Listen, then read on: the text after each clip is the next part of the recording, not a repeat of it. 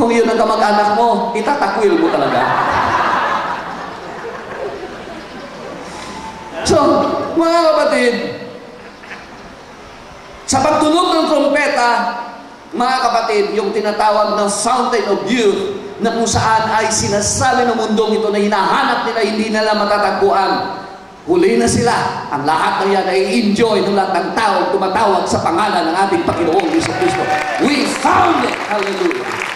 Amen! Natagpuan natin ang isang uri ng kalakasan kung saan ay hindi magmamaliw.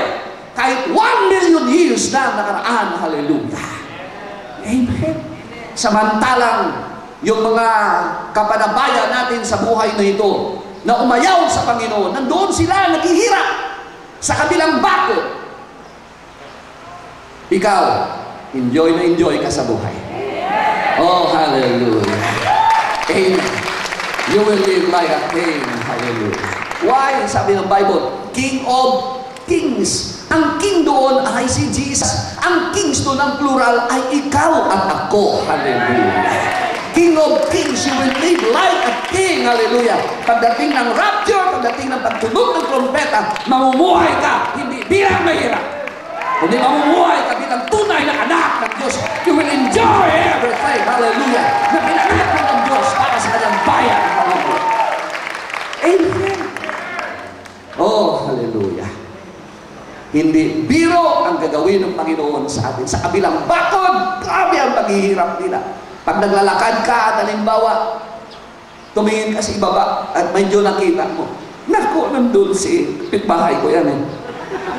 Hindi masaya. Hindi, sabi ko na sa iyo eh. Pero mga kapatid, ang bagay na ito ay, this is not a fairy tale. Ito po ay isang bagay na mangyayari at magaganap. Hindi lang natin alam ang exact na araw at oras. Amen. Many years ago, ay may mga tao dito, mga Koreans, na dumating dito sa Pilipinas, at nangaral sila na ang rapture daw ay mangyayari sa September 28. Ha?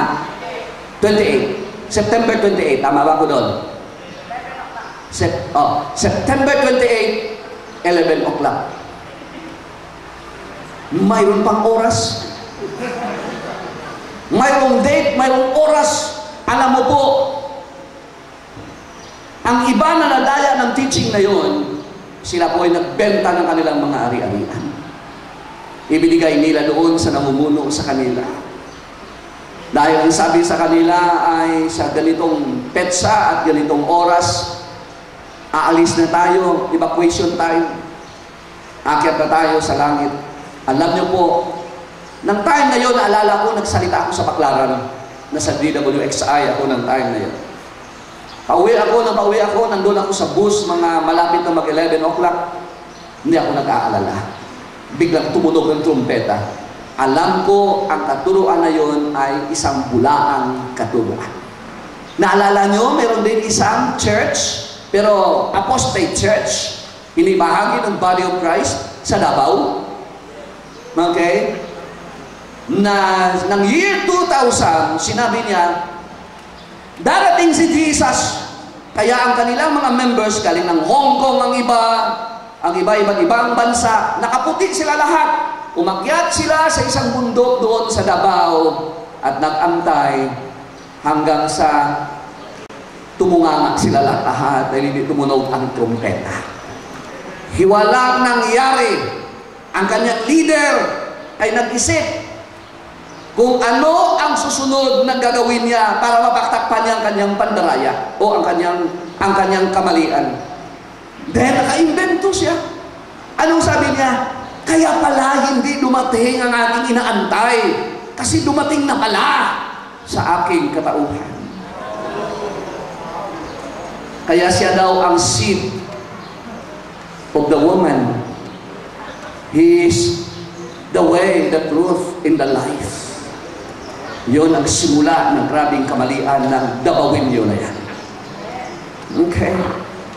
Walang sinumang taong makapagsasabi kung ano ang araw at ang oras ng pagdating ng Panginoon. Pag may nag-predict yan at ikaw ay member niyan, umayas ka na dyan. Bulaan ang nagsasalita sa harapan. Okay, bulaan. Bakit po? Alam nyo ba na isa lang ang nakakaalam niyan? Sino ang nakakaalam niyan? Sino nagsasabing si Jesus lang ang nakakaalam? Taas ang kamay. Mayroon doon. Medyo kumano pa ng konti. Medyo nalito ng konti siguro. Sino nagsasabing ang Ama lang ang nakakaalam? Wow, talaga. Hallelujah. Sino pastor niyo? Sa inyo Si Jesus, hindi niya alam. Sabi na, bakit naman si Jesus ay Diyos? Bakit hindi niya alam ang kanyang pagbalik? Remember this po, nang ang Panginoon ay narito sa lupa, He was a man. Amen? He was a man. He is 100% God. Of course, we know that. But He never used His divinity when He was here on earth. That's why ang Panginoon ay hindi siya all-knowing. Ang sabi dito ng Matthew, buksan nga po natin to establish that fact. Matthew 24. Tingnan natin. Verse 36. Ang sabi ng Panginoon, but of that day in hour, no one knows, not even the angels of heaven, but my Father only. Ang Panginoon mismo hindi niya alam. Kaya kung may pastor, may pare o ministro na magsasabing alam niya, sabihin mo sa kanya, bulan! Sapagkat si Jesus nga ay hindi niya alam ang kanyang muling pagbabalik. Amen. Kung hindi niya alam, bakit nag-uusap tayo na sabihin natin, malapit na! Hindi. Ano kaya, mag-iisip na rin ba ako ng mga bulaan na rin tayo sapagkat nagsasabi tayong malapit na sapagkat talang hindi natin alam? No. Ang sabi ng Panginoon, no one knows the day and the hour. Naka-specified, ang hindi mo lang malalaman ay araw at oras. Amen. Kaya nga, sabi ng Panginoon, you know how to discern the time, and you know how to discern whether the rain is coming today or not, but you don't know how to discern the time.